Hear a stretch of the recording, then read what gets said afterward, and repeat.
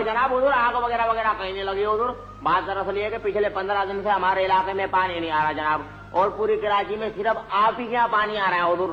यहाँ से बिस्मिल्लाह करके शुरू हो जाइए। इस्माइल तारा कॉमेडी की दुनिया का दरख्शां सितारा थे। वो पाकिस्तान समेत दुनिया भर में उर्दू बोलने और समझने वालों की आंख का तारा थे। उन्होंने 60 की दिहाई में अपने फनी करियर का आगाज किया और फिर दोबारा मुड़कर नहीं देखा। स्टेज, टीवी और फिल्मों में जलवागर होने वाले इस्माइल तारा ने कामयाबियों से भरपूर करियर बनाया। ताहम इस सफर को तय करने में उन्हें मुश्किलात से भी दो चार होना पड़ा। घर वालों की मुजाहमत के बावजूद वो पाकिस्तान के टॉप कॉमेडियन कैसे बने, शोबिज में किन लोगों ने उनकी मदद की, 50-50 कैसे उनके करियर में ब्रेक थ्रू साबित हुआ, ये सब हम बताएंगे आज की इस वीडियो में। पहली गोली में तेनू असले ही मारूंगा कि तू मेरी पुट्टी माता कभी नहीं।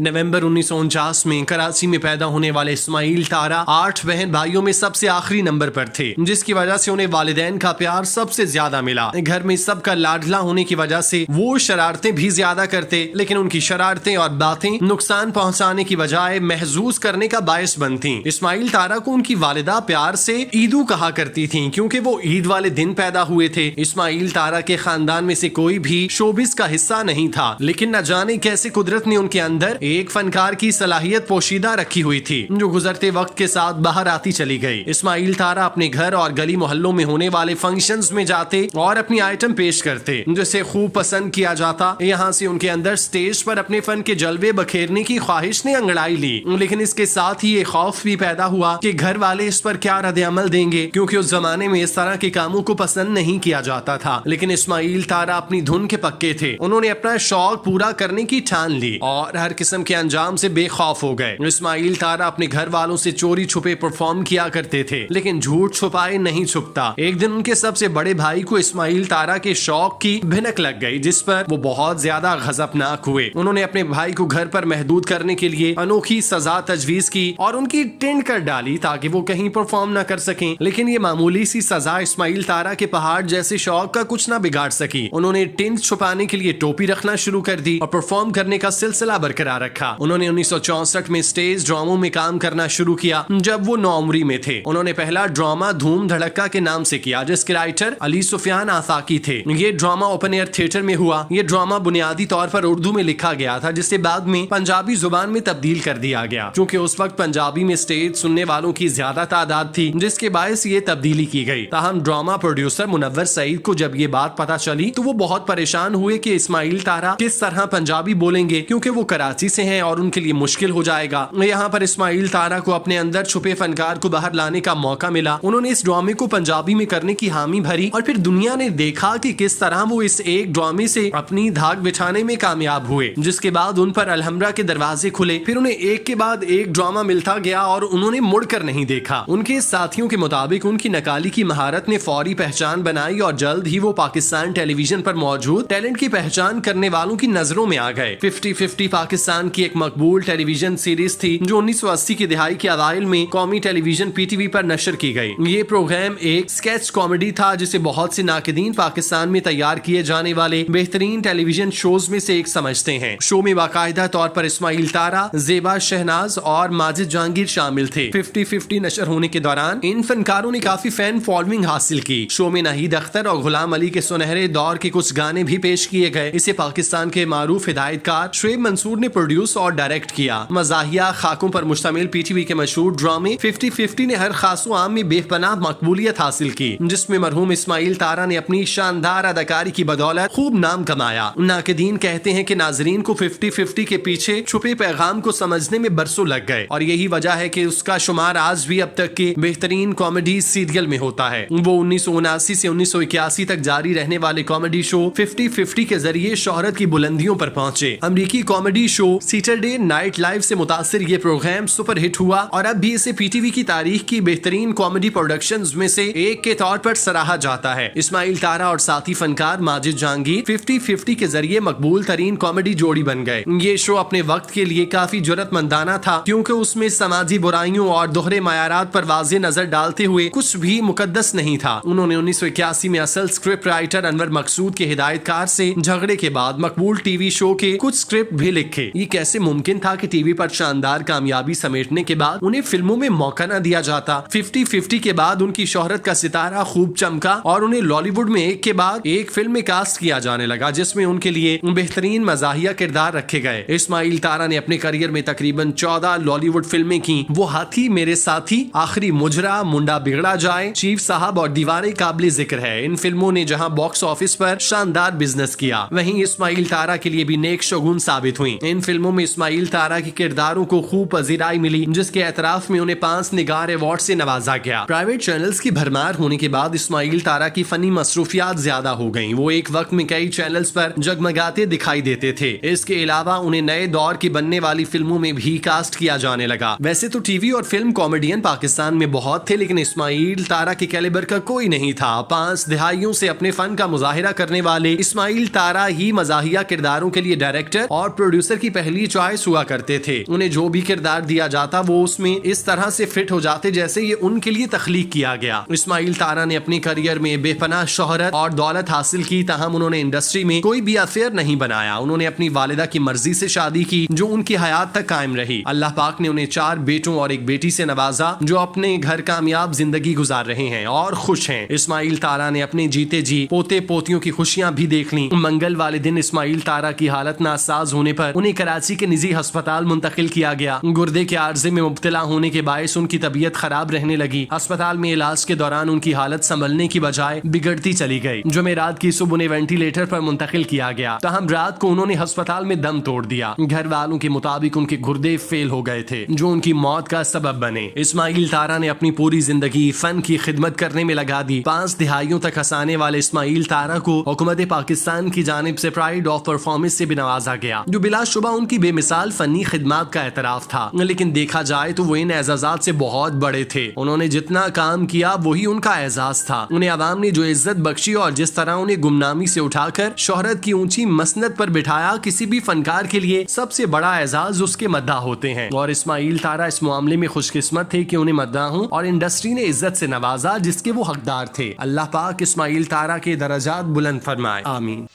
اماں دیکھ ہاں دیکھ تیرا منڈا بگڑی جائے، اماں دیکھ ہاں دیکھ تیرا منڈا بگڑی جائے۔